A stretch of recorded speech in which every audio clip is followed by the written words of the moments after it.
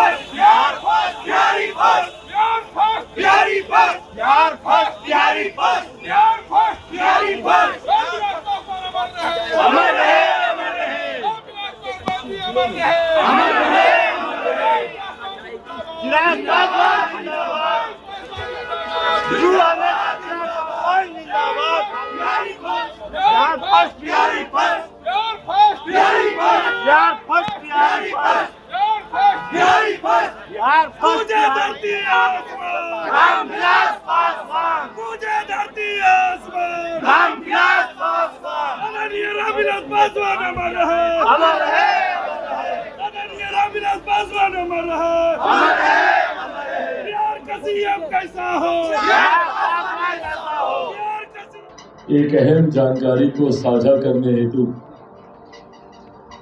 बुलाई गई है। आप सब जानते हैं कि देश में, बिहार में चुनाव को लेकर नई हलचलें शुरू हुई हैं। लोक जनशक्ति पार्टी रामविलास का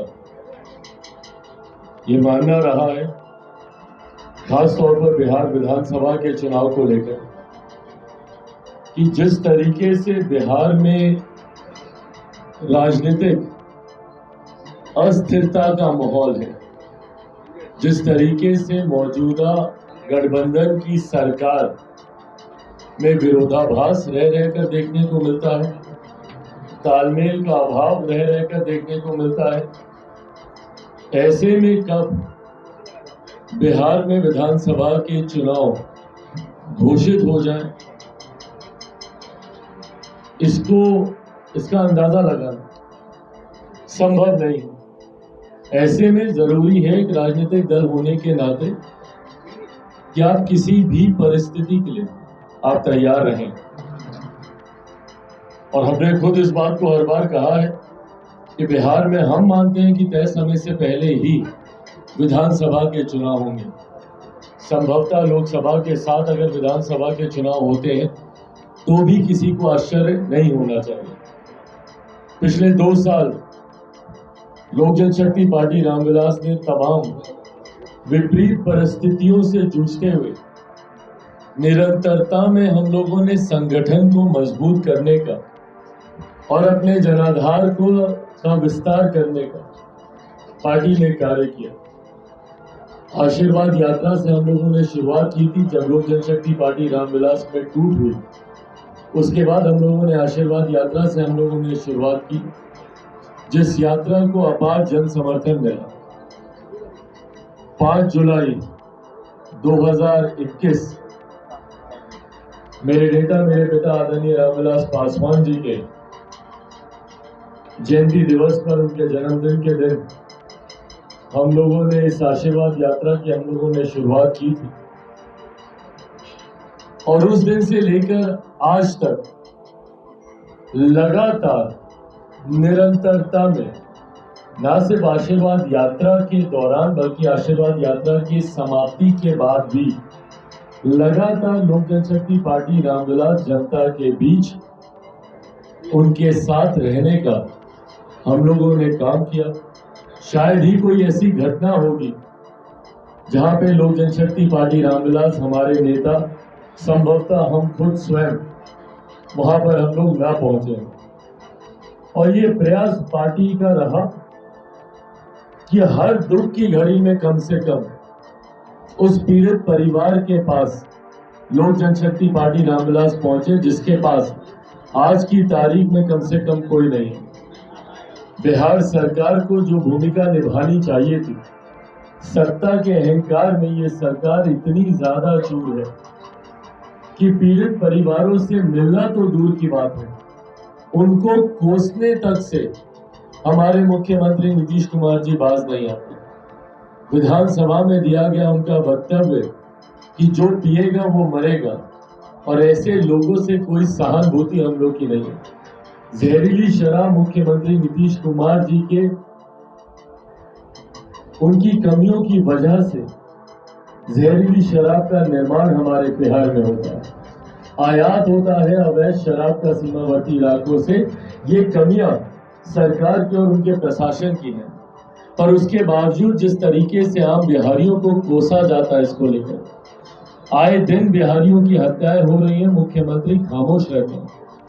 देश भर का भ्रमण करने का, विपक्षी गठबंधन की बैठकों में जाने का मुख्यमंत्री के पास समय है, पर अपने ही बिहार के लोगों से मुलाकात करने का जिन मुख्यमंत्री के पास समय नहीं है, ऐसे में लोक जनशक्ति पार्टी रामविलास ने उस भूमिका को अदा करने का प्रयास किया।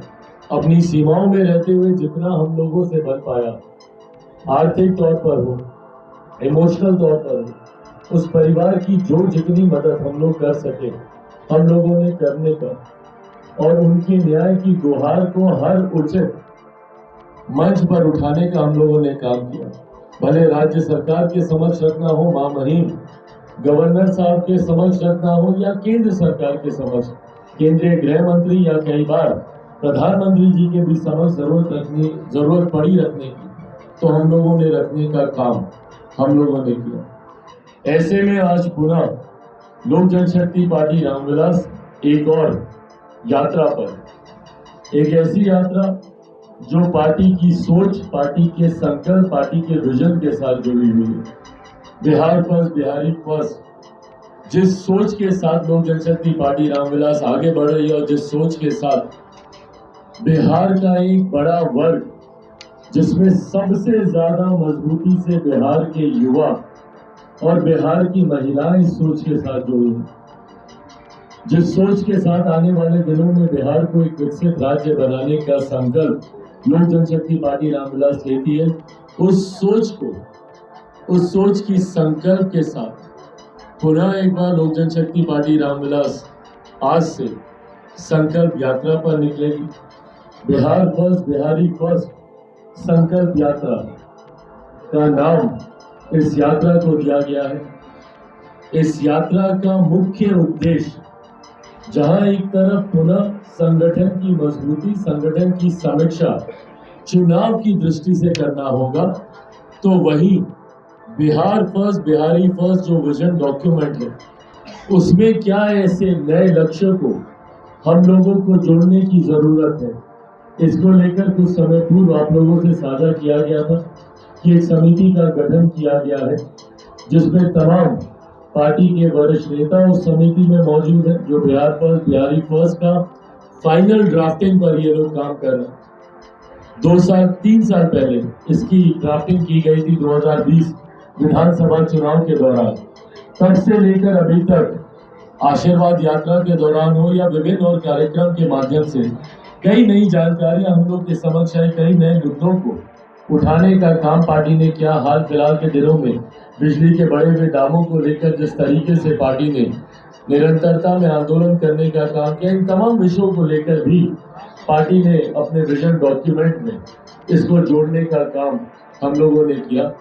इस यात्रा के माध्यम से भी जो नई जानकारी, जो नए प्रस्ताव, जो नए सुझाव सामने आएंगे, उसको भी विजन डॉक्यूमेंट में जोड़ने का काम हम लोग के द्वारा किया जाएगा। संकल्प यात्रा का एक मुख्य उद्देश्य, जहां बिहारी फर्स्ट विजन डॉक्यूमेंट को और मजबूत और सशक्त करना होगा, तो वहीं साथ ही में संगठन को मजबूत करने की दृष्टि से भी अब पंचायत तक नहीं, अब हर बूथ तक पार्टी का कैडर पहुंचे। कुछ दिनों पूर्व हम लोगों ने पटना में पंचायत अध्यक्षों तक की समीक्षा हर प्रकोष्ठ की हम लोगों ने की, और मुझे खुशी है इस बात को कहने में कि हर प्रकोष्ठ मजबूती से हर पंचायत तक अपने अध्यक्षों की नियुक्ति करने में सफल रहा है। लगभग 8,500 के करीब जो पंचायतें हैं, पार्टी का मेन प्रकोष्ठ हो या पार्टी का मेन विंग हो या पार्टी के विभिन्न प्रकोष्ठ, तमाम प्रकोष्ठों ने अपने पंचायत अध्यक्षों की नियुक्ति हर पंचायत तक सफलतापूर्वक, न सिर्फ पंचायत अध्यक्ष बल्कि पंचायत कमेटी तक का गठन करने में हमारे प्रदेश अध्यक्ष सफल रहे हैं। 1-2 प्रकोष्ठों में जहां थोड़ी सी कमी पेशी सामने आई है, पार्टी ने उस पर कार्रवाई की है और जल्द ही उसको भी और मजबूत किया जाएगा। पर इस बार संकल्प यात्रा के माध्यम से हर बूथ पर कैसे लोक जनशक्ति पार्टी रामविलास के हर प्रकोष्ठ का मजबूत प्रतिनिधित्व करने वाले हमारे बूथ अध्यक्ष मौजूद हों, उस दृष्टि से इस संकल्प यात्रा को आयोजित किया गया है, जिसमें पार्टी के हर प्रकोष्ठ के अध्यक्ष एक साथ बिहार के 38 जिले में मूवमेंट करेंगे। जहां पार्टी के मेन प्रकोष्ठ, जहां पार्टी के मेन विंग के हमारे प्रदेश अध्यक्ष आदरणीय राजू तिवारी जी रहेंगे, उन्हीं के साथ पार्टी के हर प्रकोष्ठ के प्रदेश अध्यक्ष उस यात्रा में साथ में रहेंगे। हर जिले में एक दिन की ये यात्रा होगी। उदाहरण के तौर पर आज जैसे मुजफ्फरपुर है, आज मुजफ्फरपुर में जाएंगे, दिन भर वहां पर अलग अलग प्रकोष्ठों का चर्चाओं का दौर चलेगा, समीक्षा का दौर चलेगा और इंटर प्रकोष्ठ भी ये चर्चाएं होंगी, ताकि प्रकोष्ठों के बीच भी समन्वय बैठे, उसके बीच भी किसी तरीके की अगर कोई दिक्कतें हैं, एक प्रकोष्ठ का दूसरे प्रकोष्ठ के साथ किसी तरीके का विवाद हो या किसी तरीके की असहमति हो, तो उसको भी तमाम प्रकोष्ठों के अध्यक्षों की मौजूदगी में ही सुलझाया जाएगा। देर रात तक ये बैठकों का दौर अलग अलग और एक साथ उस जिले में चलेगा। सुझाव अलग अलग प्रकोष्ठों से लिए जाएंगे और अगले दिन सुबह रात्रि प्रवास भी उसी जिले में तमाम प्रकोष्ठों के अध्यक्ष का होगा और अगले दिन सुबह वहां से प्रेस वार्ता कर बैठक में हुई तमाम बातों की जानकारी मीडिया के साथियों से साझा कर तमाम प्रकोष्ठों के प्रदेश अध्यक्ष अगले जिले के प्रवास के लिए ये लोग आगे बढ़ने का कार्य करेंगे। लगभग 25 नवंबर तक ये यात्रा चलेगी। 28 नवंबर को लोक जनशक्ति पार्टी रामविलास ने पटना के गांधी मैदान में हम लोगों ने बिहारी फर्स्ट संकल्प रैली की हम लोगों ने घोषणा की है। ये रैली से पूर्व ये यात्रा को संपन्न करने का लक्ष्य है। तमाम प्रकोष्ठ अध्यक्ष जाकर सुनिश्चित करेंगे ताकि संगठन के माध्यम से उस रैली में उपस्थिति आम जनता की तो होगी ही होगी, पर संगठन की एक बड़ी मजबूत उपस्थिति, लगभग जो संगठन के हमारे पदाधिकारी हैं, लगभग 2.5 से 3 लाख हम लोग के पदाधिकारी उस संकल्प रैली में बिहार के गांधी मैदान में उपस्थित हों, ये लक्ष्य हम लोग का है। साथ ही में यकीनन जो आम बिहारी हैं, जो पार्टी के कार्यकर्ता हैं, जो लोक जनशक्ति पार्टी रामविलास के बिहारी फर्स्ट के विजन डॉक्यूमेंट से अपनी सहमति रखते हैं, यकीनन उन लोगों की भी उपस्थिति होगी, पर एक मजबूत उपस्थिति पार्टी के पदाधिकारियों की हो। इस बात को भी इस संकल्प यात्रा के माध्यम से सुनिश्चित किया जाएगा। तो ऐसे में पार्टी के तमाम प्रदेश अध्यक्ष इस यात्रा की शुरुआत आज से करेंगे, जिसमें हमारे मेन विंग के हमारे प्रदेश अध्यक्ष आदरणीय राजू तिवारी जी होंगे, जिसमें हमारे संसदीय बोर्ड के प्रदेश अध्यक्ष, उनके परिवार में उल्लास पांडे जी के परिवार में कुछ दिनों पूर्व उनके सुपुत्र का जिस तरीके से दुखद निधन हुआ, उनकी तरफ से उस प्रकोष्ठ के प्रदेश के उपाध्यक्ष बिहार संसदीय बोर्ड के श्री सोनू सिंह जी होंगे। संगठन मंत्री इस यात्रा में होंगे इंजीनियर रविंद्र कुमार सिंह जी। विस्तार प्रमुख इस यात्रा में होंगे श्री अजय कुशवाहा जी। युवा के हमारे प्रदेश अध्यक्ष वेद प्रकाश पांडे जी होंगे। छात्र के हमारे प्रदेश अध्यक्ष श्री सीमांत मृणाल जी होंगे। यहाँ पर महिला की हमारी प्रकोष्ठ की प्रदेश अध्यक्षा श्रीमती शोभा सिन्हा पासवान जी होंगी। यहाँ पर अल्पसंख्यक प्रकोष्ठ के हमारे प्रदेश अध्यक्ष मोहम्मद सलीम जी होंगे। अनुसूचित जाति जनजाति के प्रकोष्ठ के हमारे प्रदेश अध्यक्ष श्री परशुराम पासवान जी होंगे। किसान प्रकोष्ठ के हमारे प्रदेश अध्यक्ष श्री सुरेंद्र ठाकुर जी होंगे। पंचायती राज के हमारी प्रकोष्ठ की प्रदेश अध्यक्षा श्रीमती इंदिरा देवी जी होंगी। चिकित्सा प्रकोष्ठ के हमारे प्रदेश अध्यक्ष डॉक्टर अजय कुमार जी होंगे। लेबर प्रकोष्ठ के हमारे प्रदेश अध्यक्ष श्री राम प्रवेश यादव जी होंगे। आईटी सेल के हमारे प्रदेश अध्यक्ष श्री अमित कुमार रानू जी होंगे। अति पिछड़ा प्रकोष्ठ के हमारे प्रदेश अध्यक्ष मनोज कुमार जी होंगे। विधि प्रकोष्ठ के हमारे प्रदेश अध्यक्ष श्री अमित किशोर सिन्हा जी होंगे। खेल एवं सांस्कृतिक प्रकोष्ठ के हमारे प्रदेश अध्यक्ष डॉक्टर सुधीर कुमार यादव जी होंगे। ये तमाम प्रदेश अध्यक्ष एक साथ बिहार के अलग अलग जिलों में प्रवास करने का ये लोग कार्य करेंगे। इसकी शुरुआत आज मुजफ्फरपुर से होगी। पहले चरण में ये यात्रा मुजफ्फरपुर से होती हुई कल 13 सितंबर को शिवहर में ये यात्रा पहुंचेगी।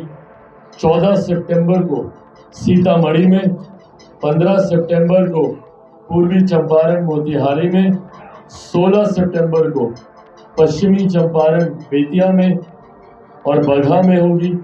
उसके बाद पहला चरण, उसके बाद 17 को विश्वकर्मा है और 18 को भी जितिया का पर्व है। उसके बाद 3-4 दिन का ये विराम ये यात्रा लेगी। उसके बाद 23 तारीख से 23 सितंबर को बेगूसराय में, 24 सितंबर को खगड़िया में, 15 सितंबर को नवगछिया में, 26 सितंबर को कटिहार में, 27 सितंबर को पूर्णिया में, 28 सितंबर को अररिया में, 29 सितंबर को किशनगंज में और इसी तरीके से 5 या 6 चरण में ये यात्रा पूरी होते हुए 25 नवंबर को पटना में इस यात्रा का अंतिम प्रवास होगा।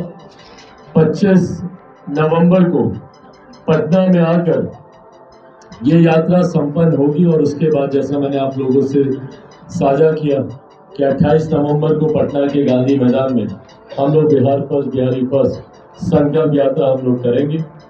पुनः इस बात को इसी लोक जनशक्ति पार्टी चुनावी मोड में है। चुनाव की तैयारियों को लेकर मजबूती से पार्टी का हर प्रकोष्ठ अपने अपने विंग को, अपने अपने प्रकोष्ठ को मजबूत करने का कार्य कर रहा है। चुनाव की जब भी घोषणा होती है, बिहार विधानसभा के चुनाव हो या अगर किसी कारणवश देश के भी चुनाव अगर पहले होते हैं, हर परिस्थिति में लोक जनशक्ति पार्टी रामविलास एनडीए को बिहार में एक बड़ी जीत दिलाने के लिए तैयार है। जहां एक तरफ बिहार में लोकसभा की 40 सीटें एनडीए गठबंधन जीतेगा। इस बात को मैंने जहां एक तरफ लोकसभा कि सदन के पटल पर भी मैंने इस बात को कहा था। वहीं दूसरी तरफ बिहार विधानसभा के चुनाव में इस बार एनडीए गठबंधन मजबूती से अपनी सरकार बनाएगा और ये मजबूत स्थिर सरकार होगी।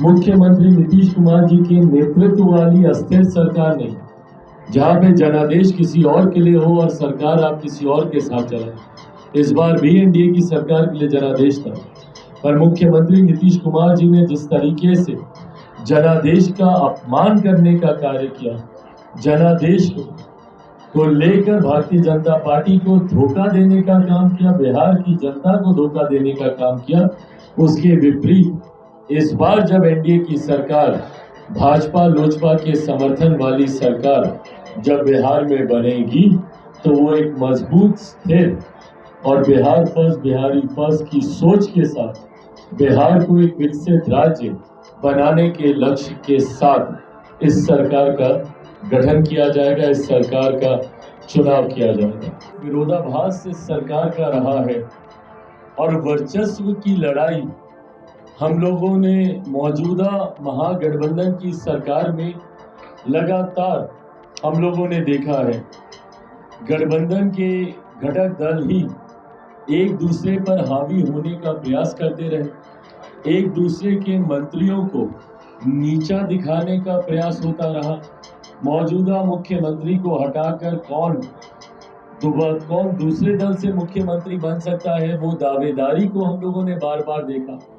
और खास तौर पर मेरा विश्वास इसलिए बढ़ता है क्योंकि ये लड़ाई मौजूदा 2024 लोकसभा की जो ये लड़ाई है, ये सरकार सिर्फ उसी वक्त तक के लिए टिकी हुई है। मौजूदा मुख्यमंत्री नीतीश कुमार जी तमाम बातों को बर्दाश्त सिर्फ इसीलिए कर रहे हैं ताकि वो 2024 में विपक्ष का चेहरा बनकर उभर सके।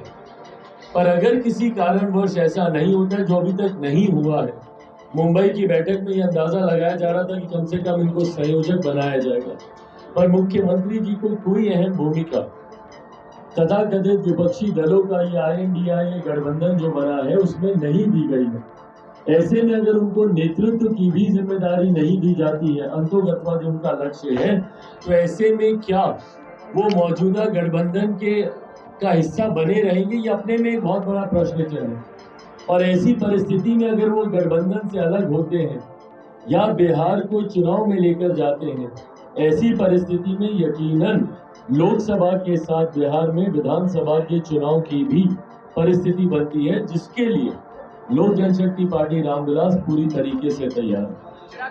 तो जैसे उन लोगों ने बिना संख्या सीटों की कोई जानकारी दिए ये विश्वास आपको दिला दिया कि विपक्षी दलों के गठबंधन में सीटों का बंटवारा बहुत सहजता पूर्वक हो जाएगा, वही विश्वास एनडीए की तरफ से मैं आपको दिलाता हूं कि हम लोगों के भीतर भी सीटों का बंटवारा बहुत एमिकेबली, बहुत सहजता पूर्वक, आसानी से हो जाएगा। नाम नहीं हाँ होती है, वो जिस बात को अस्वीकार करें मानिए कि उनको वही चीज चाहिए होती है।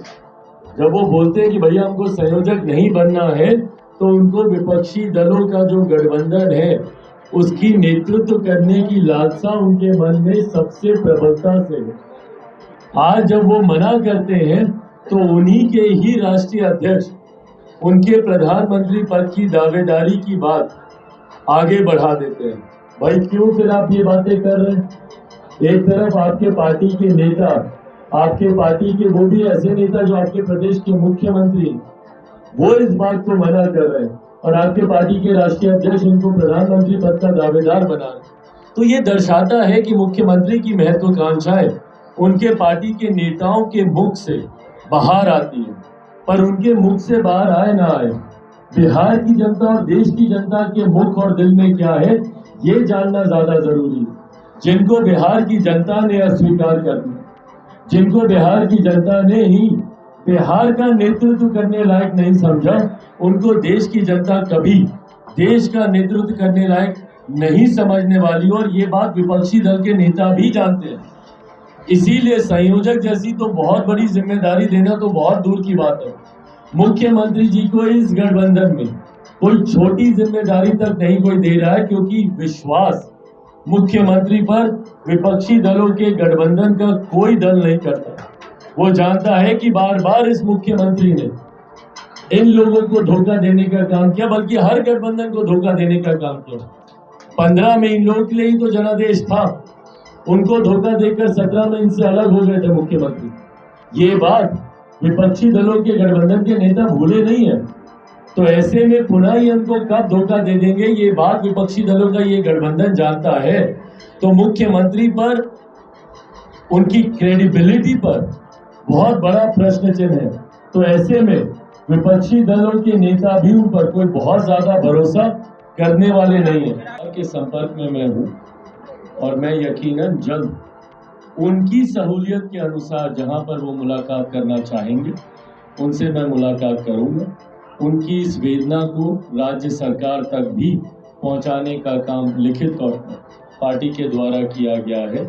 उम्मीद यही है कि परिवार को कम से कम इस परिस्थिति में न्याय और हर संभव मदद उन तक पहुंचे। ये प्रयास हम लोगों का और इस सरकार का भी होना चाहिए, ये उम्मीद मैं करता हूँ। और इस बात की आशंका तो मैंने पहले ही जाहिर की थी। कुछ दिनों पूर्व जब स्टालिन जी के सुपुत्र का ये बयान आया था, उदयनिधि जी ने जब इस बात को कहा था कि सनातन धर्म को समाप्त कर देना चाहिए और जिस तरीके के शब्दों का प्रयोग उन्होंने किया था, उस दिन भी इस बात की आशंका मैंने जाहिर की थी कि क्या मुंबई में हुई बैठक में सनातन धर्म की समाप्ति को लेकर कोई रणनीति, कोई योजना बनाई गई है? क्या वहां पर ऐसी कोई चर्चा हुई है जिसके तुरंत बाद ये बयान सामने आया है?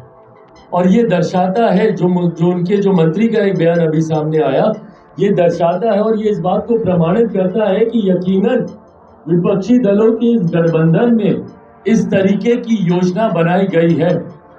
और इस योजना का लोक जनशक्ति पार्टी रामविलास पूरी तरीके से निंदा करती है। हम लोग बार बार इस बात के पक्षधर रहे हैं कि भारतीय राजनीति में चर्चा सिर्फ और सिर्फ विकास को लेकर होनी चाहिए। भारतीय राजनीति में कहीं से भी किसी भी जाति, किसी भी धर्म या किसी की भी आस्था को लेकर चर्चा की गुंजाइश ही नहीं है। किसकी आस्था किस धर्म में है, कौन किस धर्म का पालन करता है, किस धर्म का पालन नहीं करता है, ये पूर्णतः उस व्यक्ति विशेष का अधिकार है। ऐसे में किसी दूसरे का अधिकार नहीं बनता कि वो किसी के भी धर्म के बारे में किसी भी तरीके की कोई भी टिप्पणी करे। पर आज की तारीख में कहीं ना कहीं ये फैशन बन गया है और इस फैशन के जनक हमारे प्रदेश में भी रहे भैया, जो रामचरितमानस को गाली देंगे। जिस विभाग की जिम्मेदारी है उस विभाग का भंटाधार वो लोग करेंगे। उस विभाग से जुड़ी हुई किसी भी विकास की योजना को वो धरातल पर नहीं उतारेंगे, पर ऐसी ऐसी योजनाएं उस विभाग से जुड़ी हुई लाएंगे जहां पे एक धर्म विशेष की भावनाओं का के साथ आप खिलवाड़ करेंगे। छुट्टियां भी अगर आप लाएंगे तो उसी धर्म विशेष से जुड़ी हुई लाएंगे, उसी धर्म विशेष के ग्रंथ को आप गाली देने का आप काम करेंगे। तो ये कहीं ना कहीं ये योजना तो बनाई गई है विपक्षी दलों में, और ये जितने भी 26-27 जितने भी विपक्षी दल हैं, इनकी सोच है सनातन के खिलाफ। इनकी सोच है कि एक धर्म विशेष के खिलाफ रणनीति को लेकर आगे बढ़ने का ये लोग काम कर रहे हैं। विकास का एजेंडा ही नहीं है भैया इन लोगों के पास। पूछे इन विपक्षी दलों से कि क्या नीति है आपकी। 3-3 बैठकें हो गई हैं इन लोगों की, अलग अलग विचारधारा के लोग हैं, पर अभी तक इन्होंने कॉमन मिनिमम प्रोग्राम पे कोई काम नहीं किया। साझा न्यूनतम कार्यक्रम पे इनकी कोई चर्चा ही नहीं हुई। और ये सारे अलग अलग विचारधारा के लोग एक साथ आए हैं, अलग अपने अपने राज्यों में एक दूसरे के खून के प्यासे हैं ये लोग। जहां पे लेफ्ट और ममता बनर्जी जी की पार्टी एक साथ आती है, उसमें कांग्रेस एक साथ आती है, मायावती जी, खैर मायावती जी तो खैर अब उनसे दूरी को बना रही है, आपके समाजवादी पार्टी, ये तमाम ऐसे अलग अलग दल हैं जो एक साथ आने का प्रयास कर रहे हैं, जिनकी विचारधारा एक दूसरे के पूर्णतः खिलाफ रही है। तो ऐसे में जब सबसे पहले इनको कॉमन मिनिमम प्रोग्राम पे चर्चा करनी चाहिए थी, तो ये लोग धर्म पे चर्चा कर रहे हैं, क्योंकि इसके अलावा इनके पास कोई एजेंडा ही नहीं है। तुष्टीकरण की राजनीति करना, धर्म विशेष के खिलाफ जहर उगलना, यही इनकी सोच है। और इसी सोच के साथ देश में बंटवारे की राजनीति करने की मंशा के साथ ही ये लोग 2024 का ये लोग चुनाव लड़ना चाहते हैं, ताकि देश में बंटवारा हो, डिवाइड एंड रूल की पॉलिसी को अपनाकर ये लोग अपनी राजनीतिक रोटियां सेकना चाह रहे हैं। ऐसे में देश की जनता भी इस बात को जानती है। और आज की तारीख में भैया 21वीं सदी के पढ़े लिखे युवा युवतियों को कोई फर्क नहीं पड़ता किसी भी जाति धर्म से। ना देश का युवा आज की तारीख में जातियों को मानता है, ना उसको किसी धर्म की पड़ी, उसको अपनी बेहतर शिक्षा, अपने बेहतर रोजगार की चिंता है। बिहार के युवा को पलायन कैसे रुके इस बात की चिंता है। दूसरे प्रदेशों में जाकर जिस परिस्थितियों में वो जीने के लिए मजबूर है, अपने प्रदेश में कैसे उनको सुख सुविधा मिले, इस बात की चिंता बिहार का युवा करता है। तो ऐसे में जिस सोच के साथ ये विपक्षी दलों का गठबंधन आगे बढ़ रहा है, इसको देश की जनता कभी स्वीकार नहीं करेगी। मुख्यमंत्री बताएंगे, सोचिए मेरे मुख्यमंत्री पे अविश्वास कितना है। एक मुलाकात उनके पाला बदलने की सोच को जाहिर करती है। कभी ऐसा मुख्यमंत्री देखे हैं कि उनकी एक तस्वीर उनकी विश्वसनीयता पे प्रश्न खड़ा कर दे? ये बिहार का दुर्भाग्य है, जहां आज चर्चा मुख्यमंत्री की योजनाओं पर होनी चाहिए, चुनाव से पहले मुख्यमंत्री ने क्या किया नहीं किया इस पर होनी चाहिए, पिछले 5 सालों में उनकी भूमिका क्या रही उस पर होनी चाहिए, 18 सालों में मुख्यमंत्री के तौर पर उन्होंने क्या किया नहीं किया इस पर होनी चाहिए। तो चर्चा एक तस्वीर से इस बात पर उठ जाती है कि क्या मुख्यमंत्री फिर से पाला बदलेंगे। ये पलटू राम, भाई मैंने नहीं कहा, उन्हीं के ही गठबंधन दल के साथी पलटू राम का टैग उनको दिए थे, आज जिनके साथ वो सरकार में, ये पलटू राम जो उनके नाम के साथ, उनकी इमेज के साथ, उनके व्यक्तित्व के साथ जुड़ गया है, ये मुख्यमंत्री के लिए ही दुर्भाग्यपूर्ण नहीं है, बल्कि हमारे प्रदेश के लिए ये दुर्भाग्यपूर्ण है। ऐसे में वो पुनः पलटी मारेंगे कि नहीं मारेंगे मुझे नहीं पता, पर बिहार की जनता वो किसी भी गठबंधन के साथ रहे, बिहार की जनता उनको नकार चुकी है, उनको नहीं स्वीकारेगी, ये तय है। आज की तारीख में मुझे लगता है हमारे देश के युवा, हमारे प्रदेश के युवा और महिलाएं जिस मजबूती से जात पात धर्म मजहब से उठकर प्रदेश की महिलाएं और युवा बिहार फर्स्ट बिहारी फर्स्ट का साथ दे रहे हैं, मैं अपने तमाम मीडिया के साथियों से भी आग्रह करूंगा कि जाकर देखें मेरी सभाएं में। क्या आपको किसी जाति विशेष के ही लोग दिखते हैं या किसी धर्म विशेष के लोग दिखते हैं? आपको हर जात पात धर्म मजहब से जुड़े हुए लोग मेरी सभाओं में, मेरी यात्राओं में आपको दिखेंगे। और यही सोच बिहार फर्स्ट बिहारी फर्स्ट की है। मैं जब बिहार फर्स्ट बिहारी फर्स्ट की बात करता हूं, मैं किसी जाति की नहीं, मैं किसी धर्म की बात नहीं करता, मैं हर बिहारी की बात करता हूं जो आज भी अपने अधिकारों से वंचित है। और ऐसे में वही प्यार, वही सम्मान और वही जुड़ाव मुझे बिहार की जनता से भी देखने को मिल रहा है। तो यकीनन ये सोच जात पात से उठकर साकार हो रही है।